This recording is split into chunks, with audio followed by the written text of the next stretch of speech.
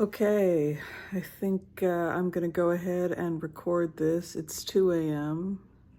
I had a nap earlier today, so I was able to do a remote viewing tonight. It's 2 in the morning, so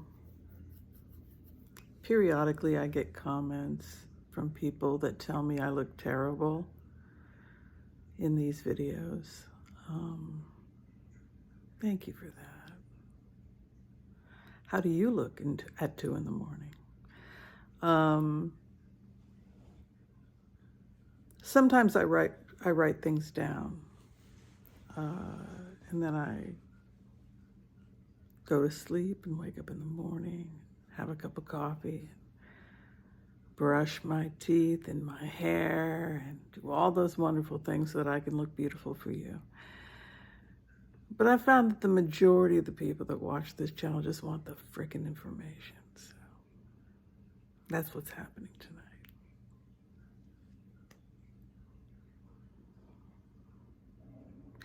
So tonight I did a remote on Fanny Willis. And here is what it looks to me through the eyes of Fanny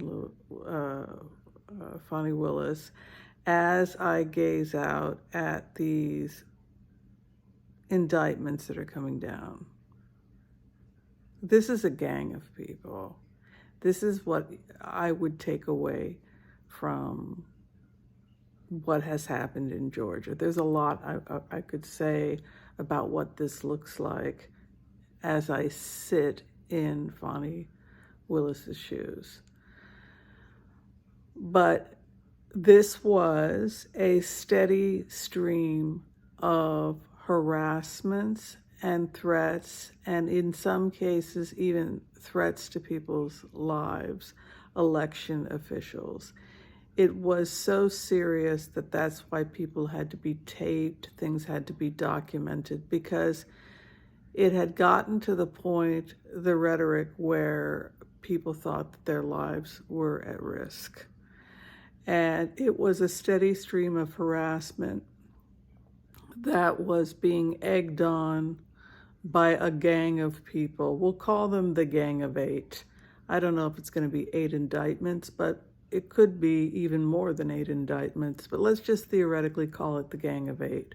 So there was a harassment campaign. This is how I feel as Fanny Willis prosecuting. I'm prosecuting a harassment campaign from a gang of 8. Mark Meadows, Rudy Giuliani, Lindsey Graham. I'm thinking that he could be prosecuted with this energy. Donald Trump. Finally, when we refused to give in to their alternate reality, the threats escalated more and more and more to the point where eventually Donald Trump called. But prior to that call, there had been other people calling, tons of people calling, threatening, etc., misinformation, threatening election officials. So this is the first takeaway. So then the next question I asked myself as Fanny Willis was,